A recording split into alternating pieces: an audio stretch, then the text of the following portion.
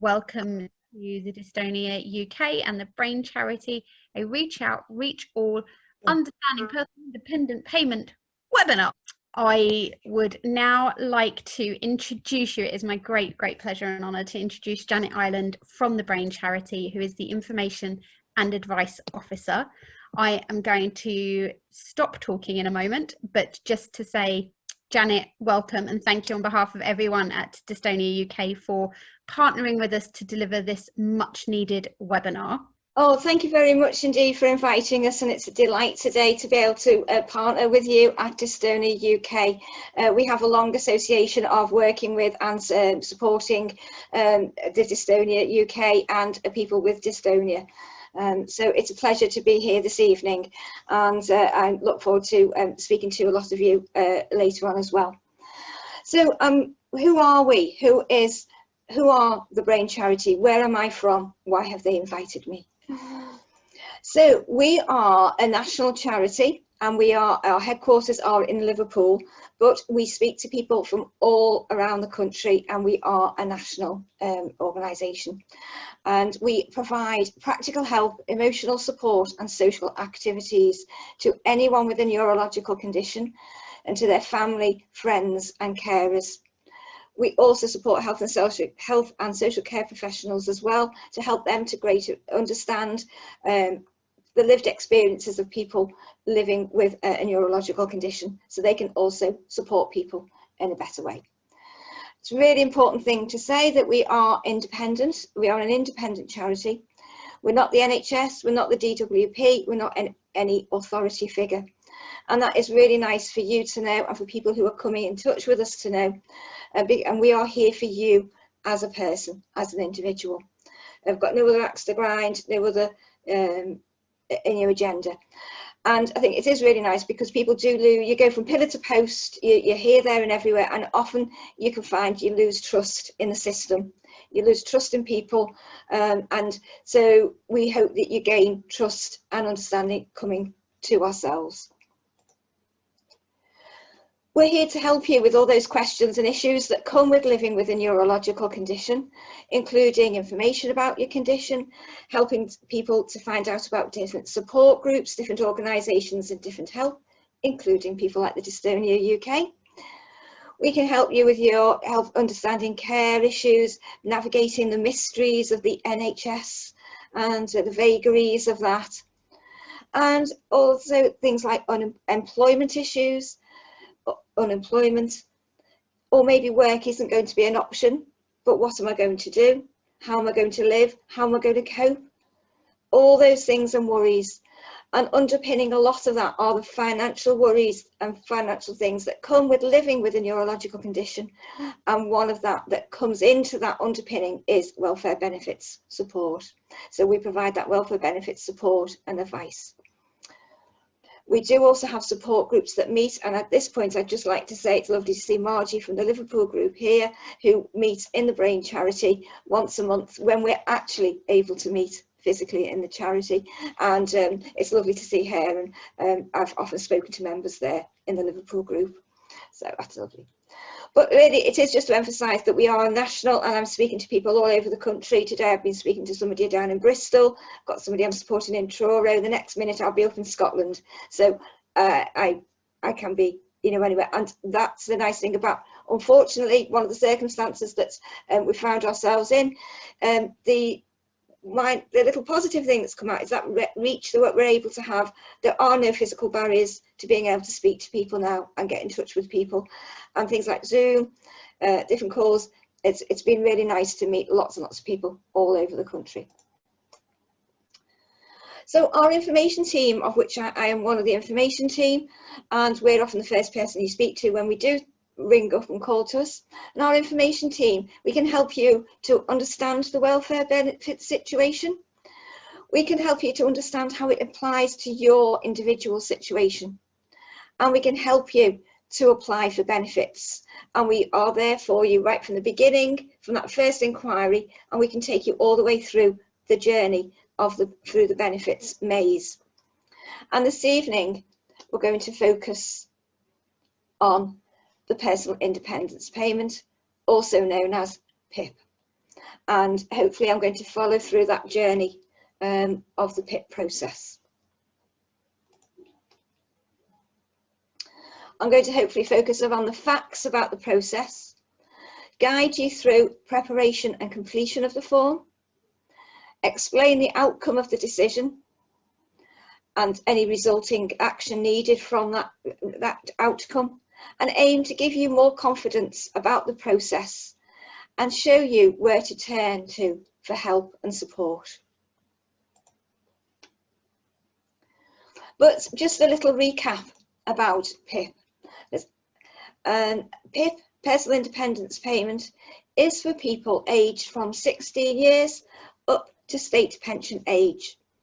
It used to be a standard phrase that we use, it's for people from 16 to 65, but of course, as we all know, the pension age is rising incrementally each year. Currently it's 66, and so it is up until your state pension age. So if you're actually now, so there is that little sort of gap, 65, 66. It is not means tested, and it doesn't affect any other benefits that you may be receiving. And in fact, PIP itself can be a gateway to other benefit support. And this is why it's really important to be able to have or somebody like ourselves help you to look at your whole benefit situation, because one of the things we aim to do as well is look at benefit maximisation and ensure that you are getting the right benefits and looking at increasing your income. Just to go back, sorry, I should have said the important thing about the upper age limit, it is important to be aware of that. Personal independence payment has a mobility element to it. Once you get to state pension age, you can't make a new claim for personal independence payment. If you've never claimed it before and you find yourself in a position where you're needing care and support and you are over the pension age, then you have to apply for attendance allowance. And attendance allowance does not have a mobility element to it, which is quite a crucial point. So if you are in a position of needing care and support and you are nearing your state pension age and you're wondering whether to apply for personal independence payment, then we would encourage you to actually just get on and make that claim, because if you tip over the balance, it's too late. But if you are 64 or 65 and 3/4, as long as you have applied for it before you reach that state pension age, if you are awarded PIP, you then remain on PIP for the length of award and any future renewals. Again, if anybody's got any questions about that later, I'm happy to take questions. I can explain that in a bit more detail. So PIP is, in order to apply for PIP, you need to have a health condition or disability and have had difficulties with daily living and or mobility for 3 months, and it will last for longer than 9 months. It is not about the condition itself. It is not, I'll rephrase that. Applying for PIP, it is about how that condition and that situation affects you in your day-to-day life, not the actual condition itself per se. So that again is an important thing to remember and hold on to. If there's anybody that used to apply for disability allowance or used to be awarded disability allowance, that is one of the subtle changes between the old disability living allowance and personal independence payment. And there may still be some people who are on the old disability living allowance, haven't been asked to do that reapplication for PIP, and there are still some of those people that are being caught up. So very important, if you do get to that process and you are being asked to apply for PIP, again, a lot of this is really important, will apply to you, and the important thing is must make sure you ask for help. It's very daunting thinking about claiming PIP, and it's a very emotional process, but we're here to talk you through the process and to offer emotional and practical support as you go through the process.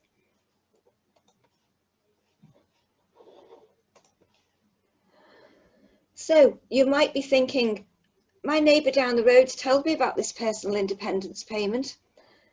Joe Bloggs down the road, they're getting a blue badge. How come they've got one and I haven't? You might have very well-meaning friends, relatives and neighbours who say to you, why aren't you getting that blue badge that Joe Bloggs down the road has got? Or why aren't you getting this? And then all these questions and things come to your mind. But what's really important to remember is it doesn't matter what Joe Bloggs down the road's getting or what's happening to your neighbour or friends. We're talking about you and your individual situation and how things are relating to you. And so you might be thinking, shall I explore this PIP? I don't know about it. Is it something that would apply to me? And you go round and round in circles. Well, the important thing is pick up the phone and ring us at the Brain Charity and have a chat about it, or some other respected, reputable organisation that can help you to talk through all your different options. You don't have to ring up and make a claim and then, oh, I don't know, you can actually even think about it, talk through the options. But when you feel ready to ring up and make that claim, you call the number, and we've got the number here. At this stage, again, it might be very, still don't know whether it's going to be, is it the right thing, is it not? Still very worried about it. Don't worry, because at the stage of ringing to make the claim, you aren't having to give any information about your condition and how it affects you or anything like that. You are literally just ringing up to take basic information, name, address, GP's details, any health professionals. And at the end, they do ask you for your bank details so that they are ready to make the claim when it is awarded. So it's still quite a daunting thing to make that phone call, but it's quite a relatively straightforward process. And you're only talking to a call handler that's taking your information. And then you will get the form sent out to you in the post. And it is at this stage, unfortunately, it is still a benefit. The only way to be able to apply for the benefit is actually filling out a handwritten paper form. It isn't available to be filling as a PDF online. It would be lovely if it was. Some people who are on employment support allowance or universal credit may know, obviously, a lot of that you can do online in PDFs. You do have to have, it has to be written. So again, with people with dystonia, that can be an issue, that can be a problem. If you've got difficulties with your handwriting, with your tremor, again, that's where it's really good to be able to ask a friend, a neighbour, somebody to help you actually to write the form. So we've got those practical barriers. 4 weeks to return the form. So again, as soon as you've rung up, made that phone call, the clock is ticking, which immediately produces some panic and stress. What we want to do, again, we want to help to de-stress and not give you extra worries and concerns. So it's nice to know that you might not be able to get an appointment with somebody like ourselves at the Brain Charity or somebody to help you, and you really feel you haven't got enough time. You are able to ring up nearer the time when the form is due back to get an extension. Sometimes they'll ask you, well, why do you want an extension? All you need to say is, I haven't been able to get the help and support yet, and I'm not going to be able to get it, till such a date. And because of the current circumstances with COVID, they are renewing the forms and they're extending the date. So but the important thing is to actually ring up to get that extension. So again, if you're ringing up and somebody says, I'm not going to be able to support you for another 2 weeks, again, now there is something that you can actually do about it. We're not trying to put another barrier in your way. Right, sorry, I've got a little sign there. Now, the other way of being able to ring up and getting your PIP form is if you are in a renewal process. So you've already been awarded your personal independence payment, but the time is coming up for renewal. Especially in the earlier days, they were only renewing them for 2 years, potentially 3 years. Now, if there's a long-term condition that's not necessarily going to change dramatically, they are now starting to award longer period times, and I have had some 10-year awards, but the average is about 2-3 years. So you then need to look out for the letter that will come to you, which will, at the moment, again with COVID, there are some people who are receiving letters with an automatic extension. So for example, at Christmas, I had a lot of people ringing me up because they were due to be renewed sort of January, February, March. They got a letter automatically extending their award to December 2021. So they were like, oh, and then in January, the renewal form came. So still got to be aware that you might get that letter with the extension, but then the renewal forms might still come through. So do look at that. Sometimes you actually have to apply again. So again, I'm currently supporting somebody whose award ends in April, but their award letter last time gave them an actual end date of April. So again, being aware of what's written on your letter. So we've had to ring up, get a new form, and we're going to start the process all over again. And then sometimes the form that comes is it better, is it worse, is it harder form? It's called a renewal form. And again, slightly different questions, slightly different context to it. So again, slightly question, but again, similarly, same thing. If you're running out of time, ring up and get an extension. But with the renewal forms, the important thing about getting an extension and ringing is if you do not ring before the day of the form is due to be back, they will stop your PIP. So that's why really important to keep an eye on the dates. One thing I should have said about the new claims as well, when you are ringing up to make your new claim, when eventually you do get your PIP awarded, the claim is backdated to the day of the phone call, not the day that you send the form in or anything like that. It is backdated to the day of the phone call to ring up for the form. So although I've said take some time maybe and think about how you're going to be applying for your PIP and what you're going to do perhaps before you ring up, we then don't wait too long with you to actually make that claim once we've had that discussion, because we want to get you as much money as possible. Right, so having done a little bit of background, and apologies if it's repeating some information that you might already know, but I think it's worth re-emphasising, is don't panic. It's a very daunting form, but the most important thing is take your time. So now, as I say, we've received our form, we're going to go and look in now at the process of actually completing and writing the form. And this is where a lot of people really struggle and how am I going to put things out. And we have people ringing us, can you help me with the form?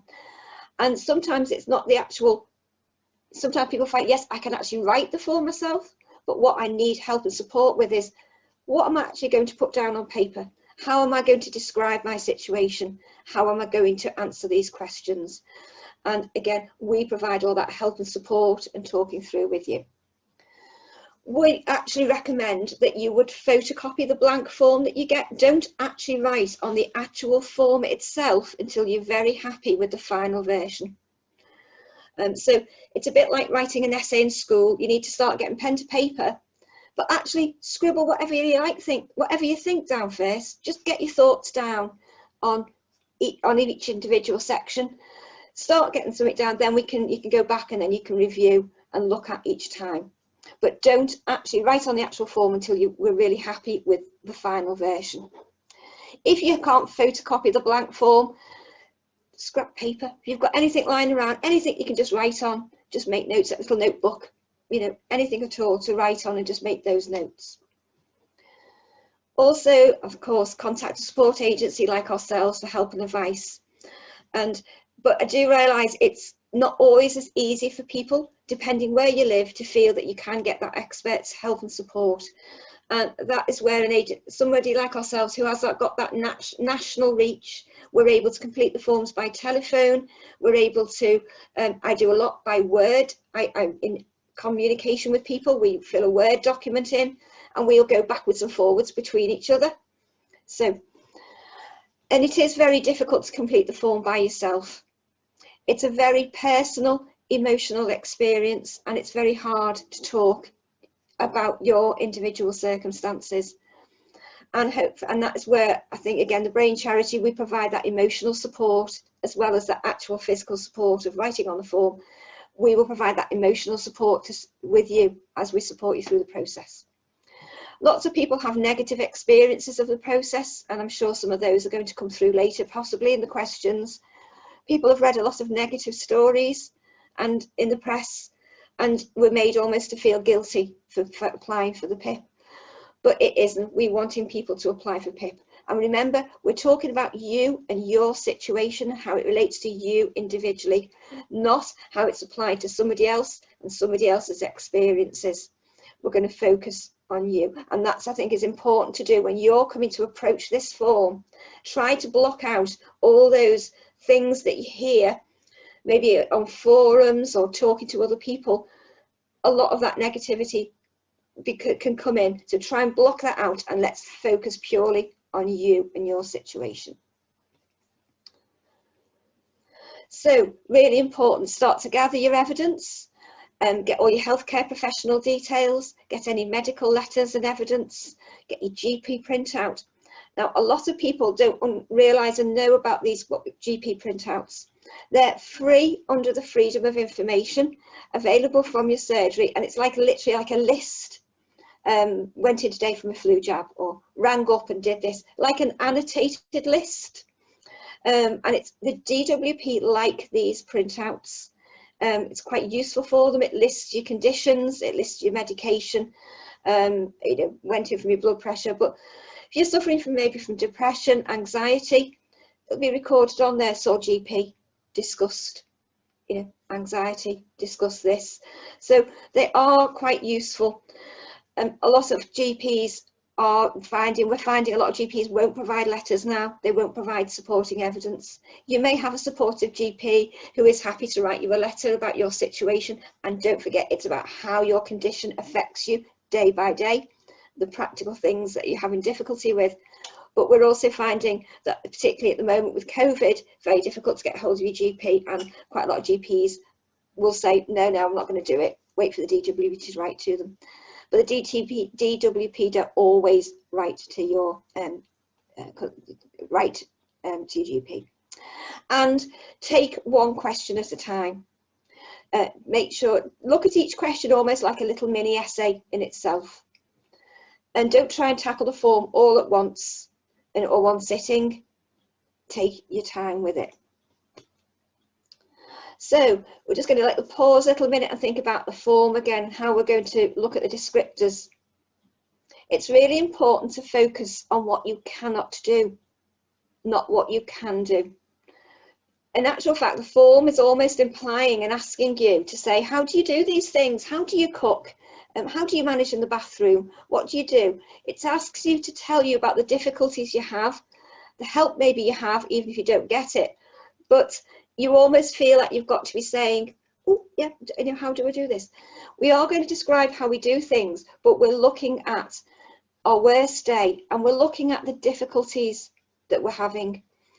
There are things, again, I can talk a little bit about, some people again may come up with questions relating to that. And again, I can pick up on some of that later on. But focus on what you cannot do and not what you can do. And that is opposite to what you're doing in your everyday life. And particularly at the Brain Charity, we're about empowering people, supporting people, helping them to realise it's still a good life. We're in a really difficult situation, and you're going to look at, oh, it's a good day today. I managed to do that. I couldn't do that last week, or not having a very good day today. But your whole outlook is trying to be positive and what you can do. Unfortunately, when it comes to filling the form in, we have to reverse that thinking. And we have to remember and look at all the things that we're not able to do, the difficulties that we're having with life. Because they are mind readers in the DWP. The only way they're going to know about your situation and what you can do is from what we write on the form. The form has these yes, no, sometimes boxes in the first part of the question. Do you need aids? Do you have somebody who supports you? Can you do this? And yes, no, sometimes. This is a difficult question part. Some people really agonize about this because sometimes they can do things, sometimes they can't. And what you're looking at is remembering the 50% rule. And if you cannot complete a descriptor for more than 50% of the time, then you say, no, I cannot do it. Or, yes, I am needing support. No, I cannot cook. And particularly on the cooking section, that's where people feel really almost guilty, or really, Or I don't know whether I can't say no, I can't cook, because, you know, I did do the cooking yesterday, or I'm able to do it sometimes. You have to remember the 7 days in a week, 24 hours in a day. It might be that you managed one meal quite safely, maybe on your own, once in the week, but actually the rest of the time you wouldn't be able to complete that task. Or it might be that you need a lot of support from family members, and you need that support for a majority of the time. And so you are able to say, no, I'm not able to complete this activity. And again, I hope that makes a little bit of sense the way I'm talking about it now. It's a little bit easier when we're doing the form individually with people. But again, please come back and ask me those questions, and I can pick up on that afterwards. And again, I've reminded you to talk about your worst day. You're thinking about the form on what you're like on your worst day. And you know, because again, we might have some better days, some good days. So you're talking about what it's like on your worst day. When you come in to write your little mini essay in that little box on the form, use the what, why, effect principle. So what is our problem? What are our difficulties? And I often say, you start off with, I have dystonia, or I have a specific type of dystonia that relates to you. This means that I cannot do because, I cannot do this because, and then you're going to say the effect of trying to do something, what that means. Again, to take the cooking as an example, it might not be your grip, it might not be safe to hold on to things that you have to grip. You've got tremors, you're going to spill drinks, it's going to be a danger to you, your safety. And you're actually looking at the key points. You've got to do something reliably, safely, regularly, and to an acceptable standard as well. And with each descriptor, you need to start with that same statement and that same reason. And you will feel that you are repeating yourself throughout the form. But remember, each question is like a little mini essay itself, and it's reinforcing the difficulties. Now, of course, some questions may not apply to you, and you might be perfectly fine. So don't agonise over that question. If it's not relevant and you are absolutely fine on that question, it's okay to leave it blank. It's not like completing, you know, an application form where you've got to fill every blank. So again, if you don't have any problems with communication, for example, that's not a good one. Just wait, a lot of people will have problems with dystonia, with communication. But if actually your budgeting skills are fine and you actually are fine, leave that blank. Don't feel you've got to try and put something in. But quite often I find people underestimate what they're able to do. And they, rather than overestimating, people underplay the support they need and underplay exactly what they're able to do. So when we're talking to people, we try and get underneath underneath actually what is actually happening. Sorry, slightly just jump, I'll just go back to there. So again, for example, when you're dressing and undressing, well, how long are you having to stop? How long does it take you? What pain is that giving you in your arms? Have you got that grip, that mobility to do a button? But actually, if you're maybe a lady and you maybe, can you actually do your bra? Can you get up and go out without somebody having to do your bra? Now, a lot of people wouldn't think to say that, but actually needing help with something like your bra, actually an upper body will actually give you another point. And it's getting down to those little things that you really, sometimes quite private things that you wouldn't necessarily want to be talking to people about. So you don't put them on the form, because either you're just doing them naturally anyway, but some of them are quite intimate things we're talking about. So you don't always like to put that on the form. And it's actually those things that actually are key triggers for the DWP to latch onto and see and know. You actually need somebody to help your hair. You can't do your upper body. Can you wash and dry your upper body? If you can just do your low body, that's 2 points. If you can't do your upper body and your hair, that's 4 points that you got. So there's margins that can make little differences. So that's all the daily living part of the actual form, and there's so much more that I could talk about, as you can tell. So I do feel like I'm rushing through this, but there is such a lot to cover. So the other part of the form is the mobility part of the form. And you could actually just apply for this on its own. You might think I'm fine with my daily living, but it's actually the mobility that's my really big problem. This is the one I want to look at. The majority of people will be applying for daily living and for mobility. And there are the two parts of the mobility. There's the planning a journey, which this focuses on your ability to plan and follow a route safely and reliably. Can you use public transport? That is one of the key things about finding your way around an unfamiliar place. It relies on you being able to use, and the judges, you being able to use public transport to find your way around an unfamiliar place. It also covers severe anxiety and distress about going out and about. And then the moving around, which is the key one that people know a lot about. Again, there's lots of things now with planning a journey, there's lots of other nuances and new rulings that apply to planning a journey. And I haven't really got enough time to go into the intricacies of that specific element. So forgive me that I'm slightly not going into too much detail, but we don't really have enough time. But the moving around, again, people, this has been in the headline news, lots of campaigning about, it used to be 50 metres to be able to walk, which gave you enhanced the maximum rate, which then of course gave you the blue badge, which gave you the mobility car. Under the PIP, they reduced the length of being able to walk and they brought it down to 20 metres, which is a big change and a big gap, and it's a really high threshold to try to reach. So that to get the 12 points for enhanced, you need to be able to walk from 1 to 20 metres, and it's the 12 points that gives you the enhanced, and it's the 12 points that gives you access to the mobility car. And again, this is where it's renewals, it's really important that some people find they have a mobility car coming into renewal and find they're downgraded down to the 10 points. Again, that's another whole other area I could talk about separately, but if that does ever happen to anybody, please contact us straight away. We can tell you how to deal with that situation and what to do. And then we've got 10 points and 8 points for the different elements of being able to walk.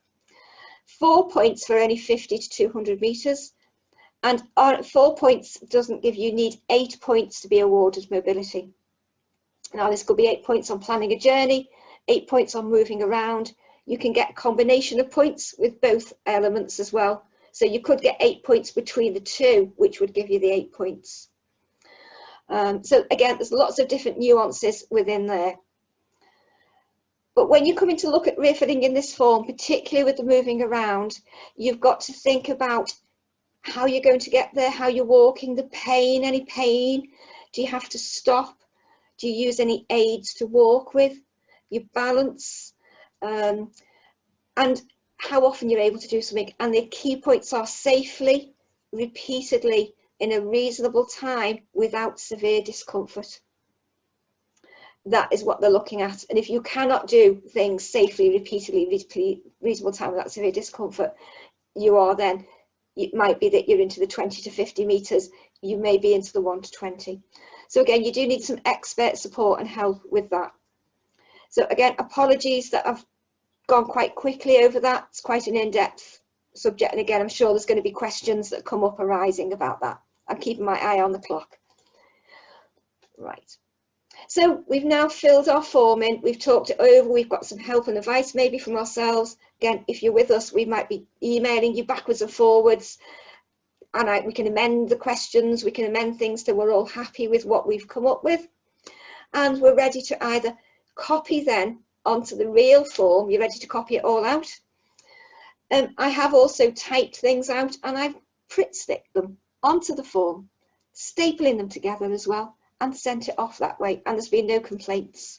So you can type in and just send it off that way as well. Obviously don't forget to put any other notes at the back, you know, if anybody supported you, helped you, etc. It's gone off, you will have to wait about 6 or so weeks, and eventually you get a letter to say that you're going to have an assessment from a healthcare professional. It is possible that the DWP will accept the claim from what's written already and the evidence that's gone in, and maybe they'll just give you a quick ring on the phone to check things. But in the majority of cases, you go to an assessment with a healthcare professional.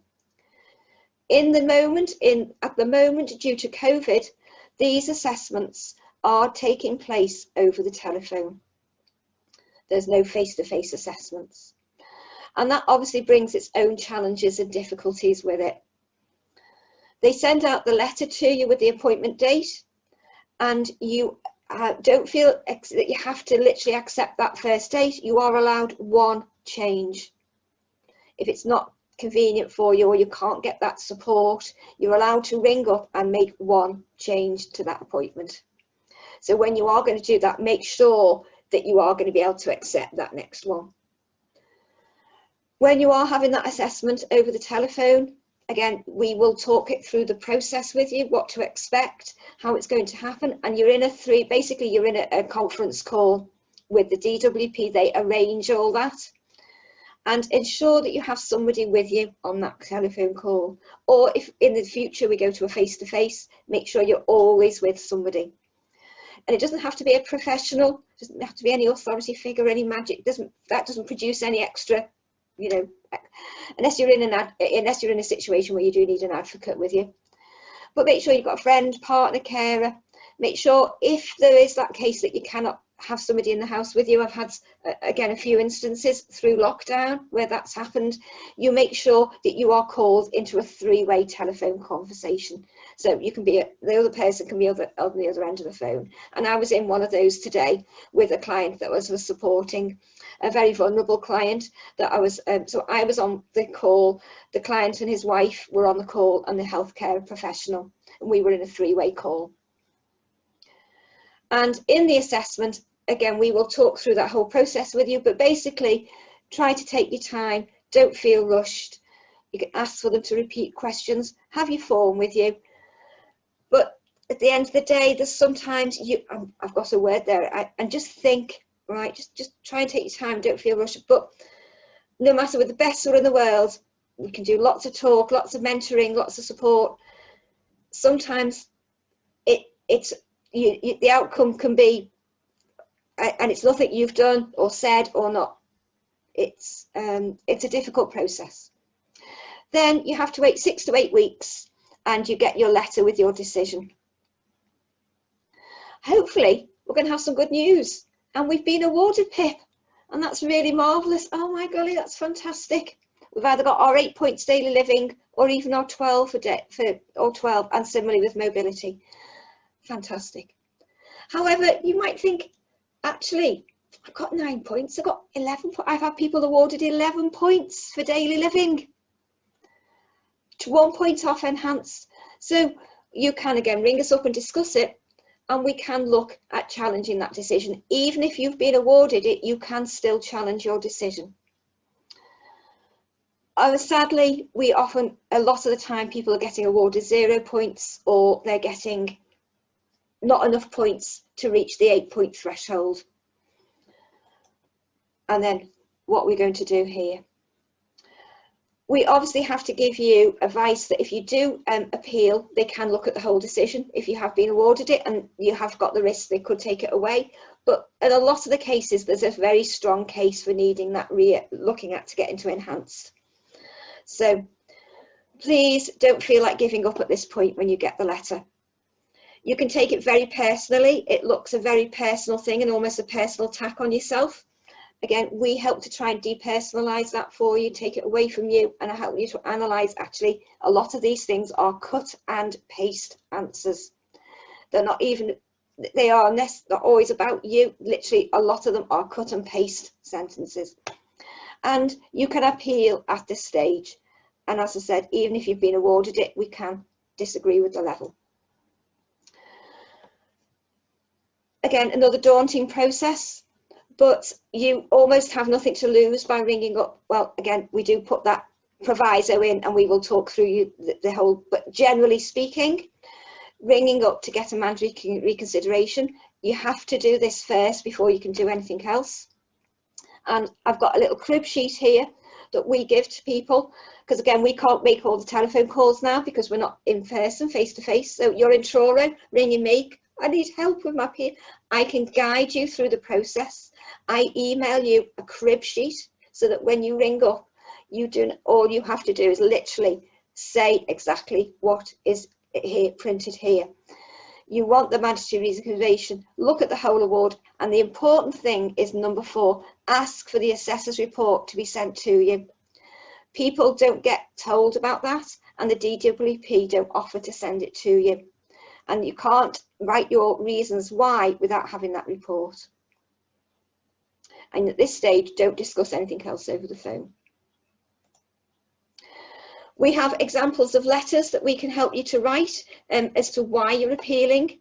It's often very different. It's very easy to think, oh, I'm going to say they said that about me. They said, he said, I didn't do that. You want a very clear, concise, precise letter itemizing the different points that you're challenging. And this is just a very brief example of the start of one that I would be doing with somebody. And we have template letters like this that we're able to either send out, start drafting with you. Because again, I apologise, I realise time is going on. Danya's given me, she's all right. So this is an example of a form letter. And what we're going to do is we're going to say, I cannot prepare food safely and reliably. I should have been awarded 1C 2 points for this activity, or 1C 4 points. And you're going to say to me, but Joanna, I don't know what all the point system is. And I don't want you to worry too much about the point system, but we do have a very good guide to the personal independence payment produced by Disability Rights UK, who I believe did come and give a talk. And this has the whole point system in here. And we use this as a guide. And so we have a lot of information available for people too. And there is also a very good booklet and online guide by Advice Now on how to win a PIP appeal, which takes you in a very step-by-step through the whole appeal process. And online, you can go online and they can generate the letter for you as well. Most cases, the decision is not overturned, and you now have to go, you can go to tribunal once you've got that second letter. We're going to complete a SSC1 form, either in paper or online. Very easy to do online, takes 5 minutes online. And again, at this stage, we're not worrying about what we're going to say, what we're going to do, all that type of thing. We're literally going to get our appeal in. Put your representative down if you've got one, hopefully. Again, you might have come to us. We can support you through the process. At this point, we can't always guarantee to be physically there at the tribunal because we don't know what staffing is going to be like in 6 months' time. But we, the Brain Charity, we will go through with you and support you all the way through, help you to write submissions, do all the work with you. But at this point, we only need bullet points why they're going to, why we want the appeal. And at the moment, the appeals are by telephone. And if anybody's coming up to that near of having their appeal, again, please get in touch with us. We can talk you through the process in more detail. But we've been on lots of telephone appeals during lockdown, and finding the actual system is working quite well. Can't guarantee outcomes, but the actual process is a very fair process, and it is working quite well, and we are having some good outcomes.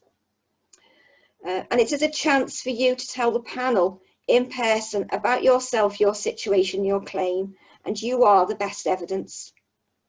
And at the Brain Charity, we guide and support people through the whole appeal process, although, as I say, can't always guarantee to be there on the day. But again, as far as we can and as much as we can, we are. Support for you and brandishing the myths. I hope that I've helped to give some insight into the PIP process. We know a lot of people have very negative experiences of the process. I've had people that have gone through 2, 3, 4 times even trying to apply for PIP, being very let down, very disheartened by the whole process. I have actually been through with somebody very recently, which we've been on a 3rd appeal. We've gone through to tribunal, and finally we have won that PIP for somebody. So that's quite an extreme case, but there is hope. People read lots of negative stories and press about the PIP process, and some people are even put off from applying due to the negative press and bad experiences. With the right information and support, we can help to break down barriers, help you to navigate the process, and give a greater insight into the claims process. We cannot guarantee the outcome, but by standing alongside you and helping from start to finish, it puts you in a stronger position to be able to claim a benefit which is there to improve the quality of life and support for people living with a long-term health condition. You can get in touch with us directly. You don't need any referrals. You can be referred by a friend, and this is our telephone number and our email. We've also got our website that you can get in touch with us on our website. We've also got all our social media where you can get in touch with us that way, or sign up to our newsletters. But we do have people who will post on Facebook asking for support. We don't dialogue with inquiries on Facebook, but it's a way of reaching out to us, and we can then get in touch. So thank you very much for listening. And now it's over to you. Janet, thank you so much. That was so informative, and I know that we've got lots and lots of questions that are coming through. And for everybody listening, I know that we whizzed through that. That was a lot of information. So firstly, I think it's important to say that the website will be available, as all of our webinars are, on our website after today. I'd say give us a couple of days to get it up there. So if you want to go back and watch it again, you can, and obviously you can pause if you wanted to read some of the slides that Janet shared with us. Janet, you also mentioned a few things like the crib sheet and Disability Rights UK guide that is available for people. Do you have any other literature available? For instance, is it possible to see sample answers for guidance, and how do people access that?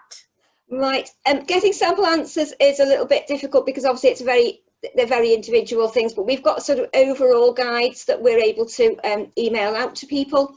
We have, I've got my, it's a brown, it's a little envelope, it doesn't look pretty, but this is just an example. We have what we call a PIP information pack that's like ready, produced, put together, that we can email out to people, post to people, because we are very still keen to produce and send information out to people in whatever format is best for them. Not everybody can access it. Just because you can email doesn't mean to say you can necessarily then read a document that comes to you.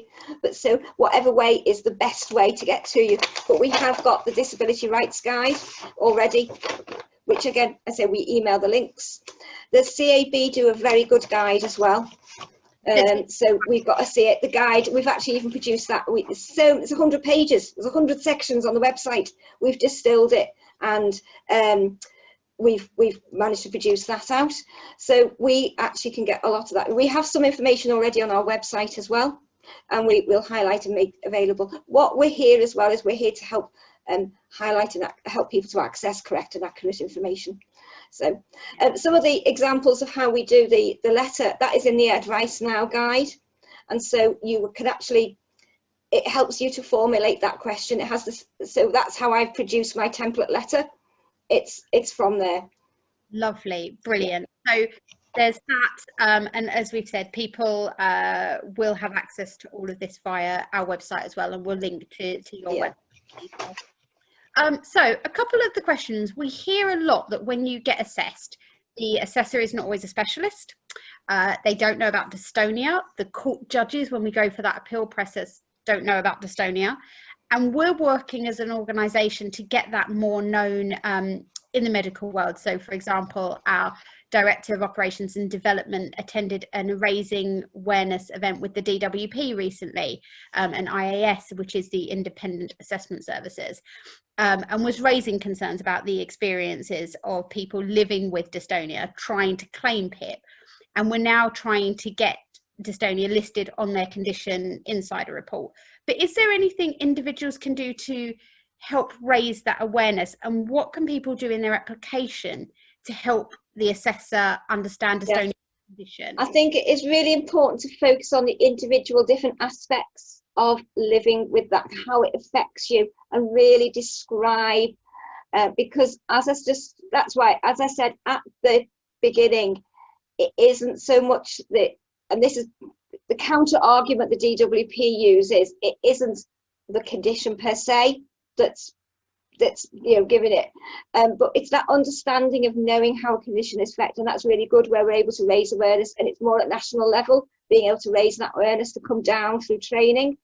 But as an individual filling your form in, as much as you're able to show, again, I'm trying to apologies if I just pick one type of dystonia, because there's so many, and if I just use certain examples, it's not that I'm ignoring everybody else. Again, if we just go for if we just go for tremors, for example, really point out that I have dystonia, I have hand tremors, so I'm shaking, I will spill things. Actually, you really enunciate and describe to minute detail exactly what that means. Not rather than I'm not able to cook because it's not safe, I'm going to drop things, right? Well, that is reality of your life, but actually, why are you dropping those things? What is it exactly that's the difficulty? Why are you not safe in the kitchen? Do you see? Is that a bit more helpful? Yeah, so things like I can't grip with my hand, I can't bend my fingers, Yes. my hand might be permanently in one position. Place. Yeah. If it's blepharospasm, for instance, maybe people can't keep their eyes open for that long. So that's right. It's literally, it's sounding very medical as well. It's unfortunately, it is the medical model of disability as well, that it is focusing on it. It really is. And what it is that you cannot do. And again, it's the amount, it's the time. So we're showing that this is happening every day, because the DWP look at frequency of how you're not able to do things. And so again, with dystonia, showing that you're living with this all the time. So again, saying, yeah, I have the grip, I have the spasms, they come on, I don't know when they're going to happen. So I'm living with that uncertainty, and this will happen at any time. This is happening all the time. So actually, amounts of time is really good as well, and being really, really clear and specific. Again, without writing, you're not writing 2-page documents for every question, but we're getting in that clear set, and then backing it up.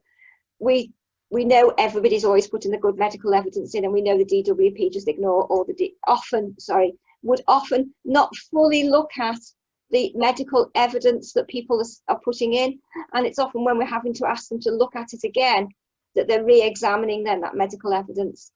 Yeah. And it is often the disparity between the healthcare assessor's report and the reality, and that's often where the weak link can be in the health assessor's report. And that's where it's important when we're looking at the MR process to match up the reality. I can see there's quite a few comments. It's a bit difficult. It's a bit difficult to have a very open discussion. And there's lots of other discussions that you could have. It is really difficult with the health professionals for them to fully understand and capture within their report. Yeah, and obviously the Brain Charity can advise and support individuals on some of those things that are coming through on chat, like stigma and people being newly diagnosed and that kind of thing. They can get in contact with you for that. One of the questions that we have been asked is, why are the DWP now extending awards due to COVID? Yes. After a few months of this, sending a review. For example, an individual has been extended for 9 months, but a few months into that was sent a review form. Yeah, exactly. And I say this is what happened to one of my clients literally after Christmas. So he'd almost taken his eye off the ball a little bit, because he was like, oh, and then he rang me up and said, yes, the form's come. I think they were covering themselves in a time period, so your reward is not suddenly going to end. So you're going through the process and you're still having the assessment process, but you are in that award. That award is still being, it's still being given during that award, that assessment time. So it's given them that time to go through the whole process, I think is the reason for that. Because any award can start up to a year before the end date. It can be from up to as early as a year before the end date to 6 months before an end date. So they are just making sure you're getting paid still during that process. But there's some really random things coming. I've got another client who was awarded to 2013. So you'd think, oh well, you wouldn't have to be. They've had a letter saying their end date's been extended to 2014. Do you mean 2020? 2024, so dates as they've gone there. Yeah. So 2023, yeah. 2023, they're exact, but they've extended it to 2024, and they had that letter last week. So it's a bit random. That's really frustrating, isn't it? Because we've got someone here who the deadline for the review is 2 weeks. Yeah. They can phone up and get an extension, right? Yeah. Perfect. That's right. Very important to get that extension, to say that you're getting support to get your form filled in, and they will extend it, and then you can still extend it again. They are being quite sympathetic. The important thing is to keep in touch, keep ringing, and keep getting those extensions. So talking about ringing, there's been a number of comments tonight. Oh, yeah, I saw that. Yeah. Time, and I think it's really important for the dystonia community. Not Yeah. everyone can use a phone. It's a real struggle. So yeah, if someone can't use a phone, or is struggling to get through by phone, yeah. how can they go about this process? If they're very fortunate, again, it's not everybody's fortunate to have support. If you are in a position where you have some support, that person can ring up for you. You know, somebody else can do that phone call, but that means you've got to be able to trust that person. You know, you're in a trusted friendship or whatever. So if you're able, you could contact somebody like ourselves, and we would be able to ring up on your behalf to do those phone calls, because we can get an consent form signed to be able to speak on your behalf. Okay, so that there are those ways.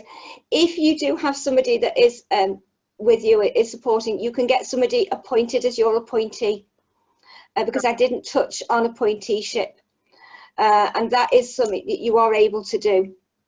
Ring up, and it's not just somebody having, you tend to think somebody's going to become appointee because they lack capacity, but you can have an appointee for the DWP because you have communication difficulties, so they can ring and act on your behalf in that way.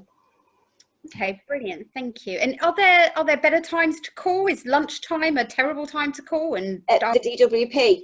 Yeah. Or the DWP? Yeah, the DWP. Anytime it seems to be a very difficult time to call the DWP, to be honest. It seems to be very difficult whatever time you ring. So just perhaps be prepared with a this sounds awful, but a cup of tea and a cup of tea and a book, or yeah. You know, something else that you can do while you can just have it on, that music, and then just as you're about to go to the toilet, they answer the phone. Always the way, isn't it? And I know from where we've spoken, somebody's just asking about time frame to complete forms, and you can get an extension for that as well, can't you? Yes, you do, yeah. Very important. Again, it's that communication and keeping in touch, which is the really important. And it gets very frustrating trying to get through. So if you haven't got any support and you do have those communication difficulties, again, I'll think about that, because I have got another slide, to be honest, from the DWP about supposed support for people with difficulties. So okay. I'll look that one up, actually. Brilliant. And maybe come back to you on that one when we pop up on the website. And maybe you can have a look and get back afterwards, you know, to you on that. I saw there were a few questions about going from DLA to PIP at the age of 16. I noticed a couple of those. That again is a very good question, really, really important. Again, we can provide support to do that process, but yes, once you turn 16, that young person is a young person in their own right. They are a case, so to speak, in their own right. They have to make their own claim, but again, you can become their appointee to help them with that claim, and you ring up at the same time as making that claim. You actually ask to become the appointee at the same time. Cool. And so the parent, presumably parent, guardian, supporter, can fill that form in with them, sort of on their behalf with them, and it can be filled in the third person as well. Okay, so parents can, once their child turns 16, parents can help them fill out. Yes, yeah, very much so, yeah. They would still need to go through the process even if they are on the DLA. Yeah, so DLA, to be able to get onto PIP, and they continue on the DLA until the PIP decision is made. Oh, okay, that's good to know. Yes, so as long as you've made that claim, as long as you've responded to that letter, and you have made that claim, your DLA will then continue until the final decision is made. Brilliant. I mean, we've got so many questions, if I'm honest. I'm conscious of the time and your time as well, Janet. Would you be all right if for some of the questions we didn't get to answer tonight, are you all right if I pop them on an email to you? That would be absolutely fine, yes. And if anybody would like any other follow-up sessions or We do, yes. I can see a question about Northern Ireland. Yes, we do support people in Northern Ireland. Yeah. And we'll put on the details. I know people have asked how they can get in touch with you. All of that information will be on our website. It's also on your website, which is the www.braincharity.org. thebraincharity.org.uk. I was very, very close. Janet, thank you so much for your time today. Thank you to everybody for your questions. They have been amazing. And I'm sorry to anyone we didn't get to ask outright on the call. There is so much to this process, and we're well aware. So this won't be the last webinar I think we will do on PIP. It's a pleasure. Could I just say it's been an absolute pleasure to meet you all. Thank you so much for inviting me. I just noticed there's another employment sort of issue related to that as well. Please get in touch with us. Again, we can support through employment issues. Really important that as well. Brilliant. Janet, you have been a star as always when we talk. Thank you very much. Can I just take a moment to thank the team behind the scenes as well, our team at Dystonia UK and the team at the Brain Charity. Actually, Janet and I come on and do this bit, but we have a host of people behind us that absolutely support the whole of the community. So I just want to thank them for all of their support. We are going to end the meeting now. To my team, thank you. To everybody that signed up, we have more webinars coming. Janet, once again, thank you very much. And I hope everyone has a lovely, lovely evening. So thank you all, and we'll say goodbye. Thank you. Bye-bye. Bye-bye, Janet. Bye-bye, everyone.